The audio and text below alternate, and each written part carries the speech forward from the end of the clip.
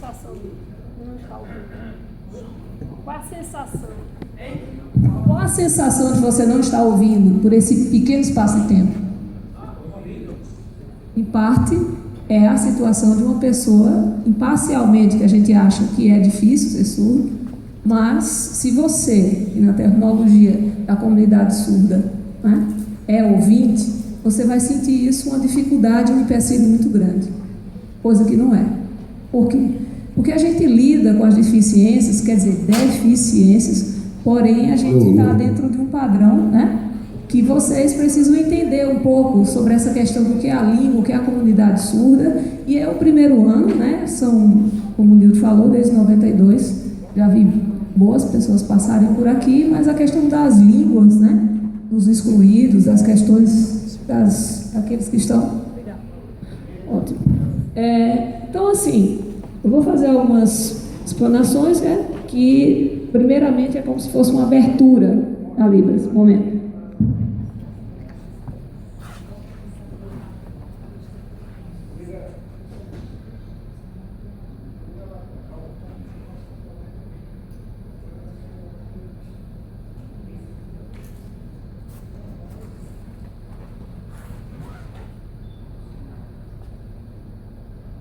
Boa tarde, meu nome é Luciana, meu Pimentel Figueiredo, meu sinal Luciana, sinal, que é o nome, e o sinal, quando você joga o S, virado para trás, para cá, então,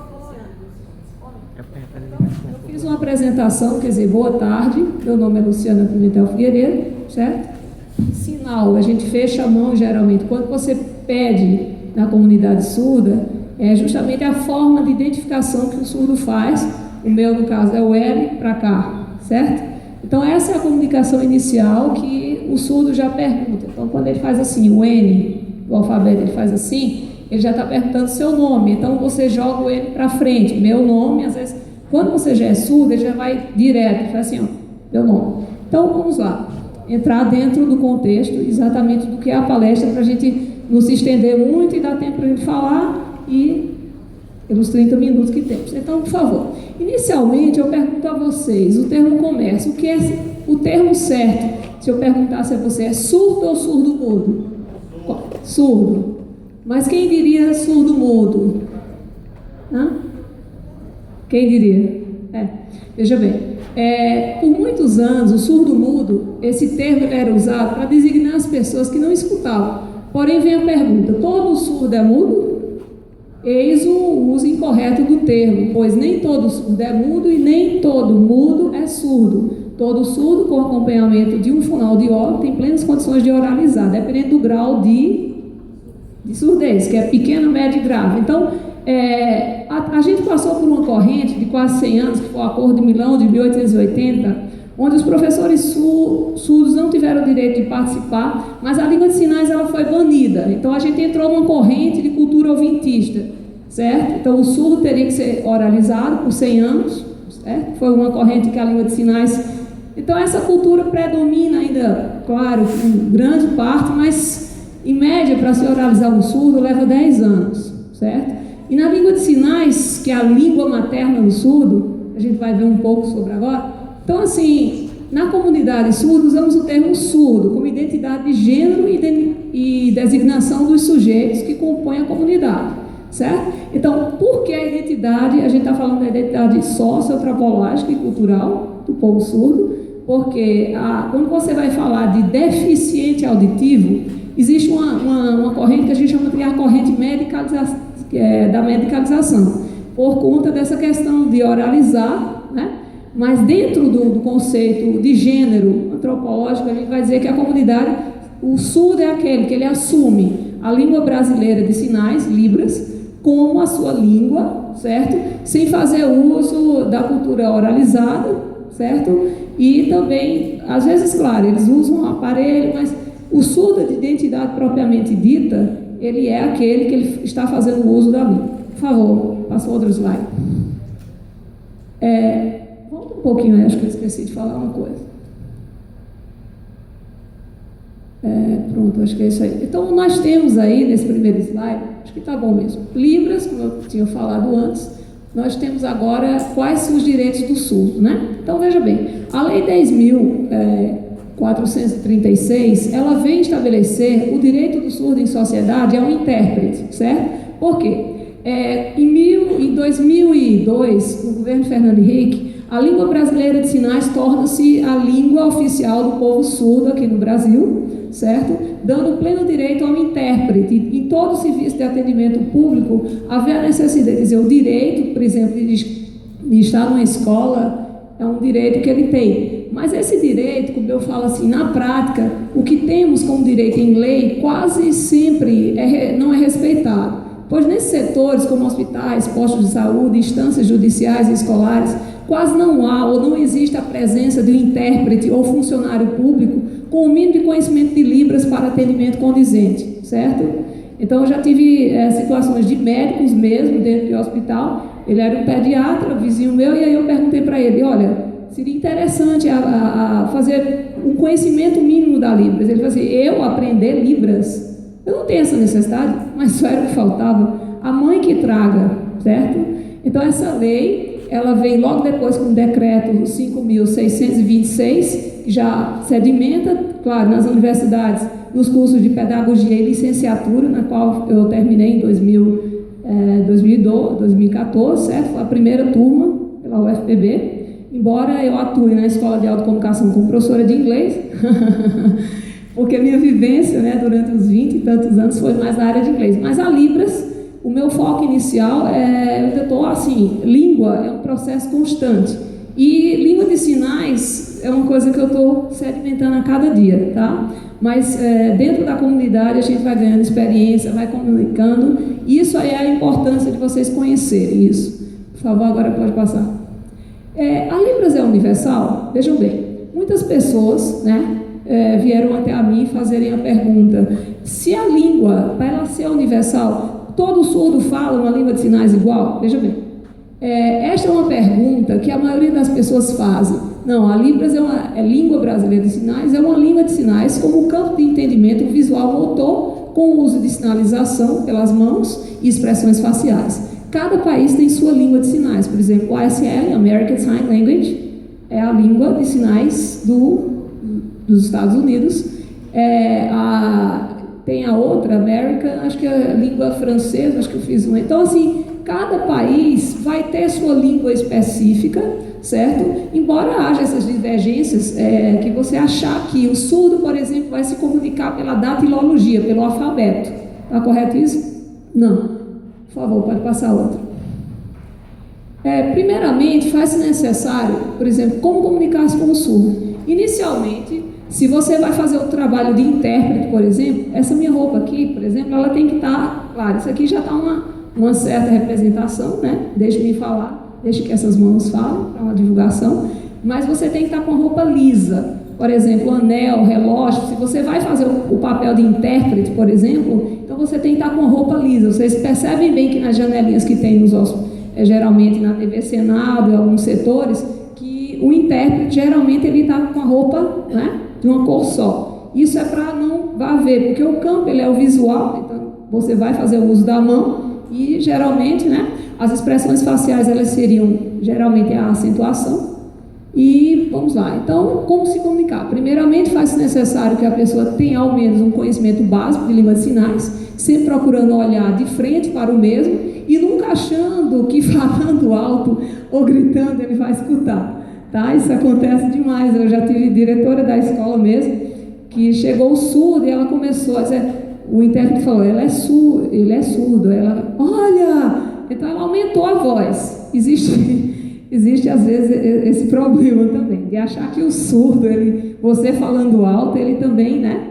Mas assim, se o surdo também ele é oralizado, ele vai fazer a leitura labial, tá? Mas isso aí você tem que falar devagar. Essa leitura labial, mesmo se você não tem o conhecimento da sinalização, você vai poder falar devagar para que ele, né? Claro, nem todos vão ter esse entendimento, porque essa escola de oralização, nós estamos atualmente com a perspectiva da escola bilíngue, tá? Que é o português como segunda língua e, claro, agora, a escola instituída por lei é uma batalha que, como o Nilton falou, agora do dia 23, que é justamente a lei, ela foi criada em 23 de abril, né, de 2002. Então, os surdos vão se reunir para uma nova luta, em prol da questão do Enem sem Libras, né, da Provinha Brasil, da outra questão também dos concursos, né, que é um absurdo também, porque um surdo, o percentual de surdos alfabetizados no Brasil não chega nem a 10 ou 15%. Eles têm conhecimento de palavras surdas. Então, por isso que a escola bilíngue vem propor essa questão da educação. Você vai educar o surdo inicialmente na língua deles, e a língua portuguesa, que é a segunda língua, tá? Então, a gente não pode tratar a língua portuguesa para o surdo como a nossa língua materna, é a língua estrangeira. Então, todo esse processo, né, a língua ela tem gramática, ela passa, por exemplo, tem a escrita de sinais, que é a escrita deles, mas assim, o português ensinado ao surdo é diferenciado, e até a correção das redações em concurso, essas coisas, tem que seguir esse processo, certo? Bom, existem casos de pessoas surdas, oralizadas, que podem fazer a leitura labial, como eu falei, né, e entender o que é falado por um ouvinte, termo usado para pessoas que escutam. Dentro da comunidade, as pessoas são chamadas, as que escutam, de ouvintes, e eles surdos, tá? Por favor, outro slide. Procurar ser bem, se estender um pouco, né? Um pouco da história. Então, vejam só. 1750, os surdos eram marginalizados, pois eram mal compreendidos, ficavam revoltados e frustrados. Por vezes, eram tidos como loucos, afastados do convívio social.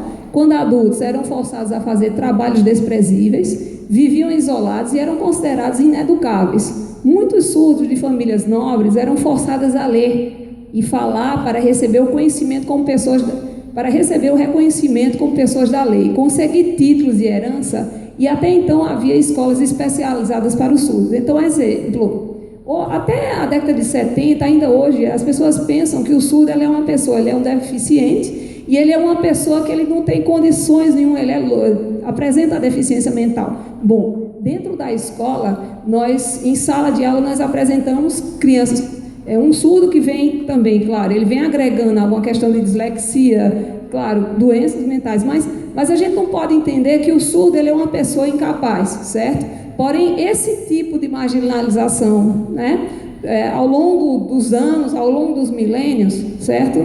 Isso prejudicou bastante. Então, assim, por exemplo, você vê surdo em cargos altos, a maioria das vezes você vai encontrar ele como um empacotador, né?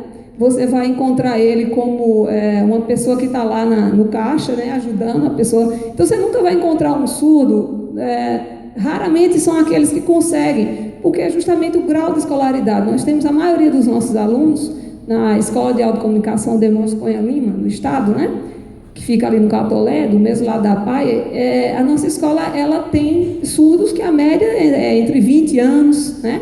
Os da noite 27, 30, 40. Então você vai encontrar os surdos na idade certa, mas nem sempre, não é, por conta disso. Por favor.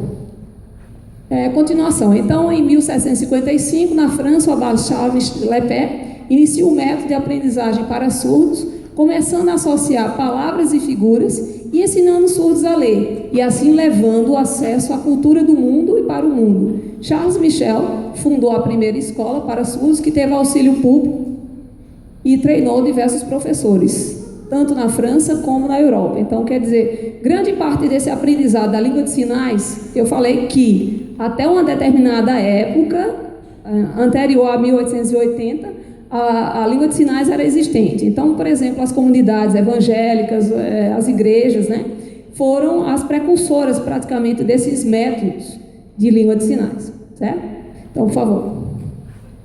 Congresso de Milão. Então, é aquilo que eu tinha falado para vocês a princípio. Em 1880, esse congresso ele foi realizado, né, entre os professores surdos, entre os professores ouvintes, onde eles não tiveram direito, os surdos, professores, de participarem. Então, a língua ela foi banida, mas entre os países, um dos países que não aceitou foi os Estados Unidos, certo? Então, nós temos em Washington, né, a Universidade de Gallaudet, ela tem mais de 200 anos e lá foi a primeira universidade de surdos no mundo, né? E a maioria deles tem um domínio de 5 línguas de sinais, todo o aprendizado é em ASL, tá certo? Isso foi uma conquista também, certo? Então, a gente entra para essa questão, quando é que essa questão da oralização do surdo, após o Congresso de Milão de 1880, começa exatamente a ter sentido? A partir desse período de 1960, com Stoke, eu não botei aí, mas ele começa a ter essa ideia. Estudiosos e psicólogos e historiadores despertam para o fracasso do oralismo, e logo foi criada a metodologia da comunicação total, certo? Então, essa comunicação total é o uso de sinais, da leitura labial associada, né? E a oralização. Mas, atualmente, esse método, depois da década de 70, já para até o início de 80, se viu-se também que não era muito eficiente. Então, hoje é aquela proposta que eu falei. Atualmente é adotado o bilinguismo, a língua de sinais como a primeira língua, certo?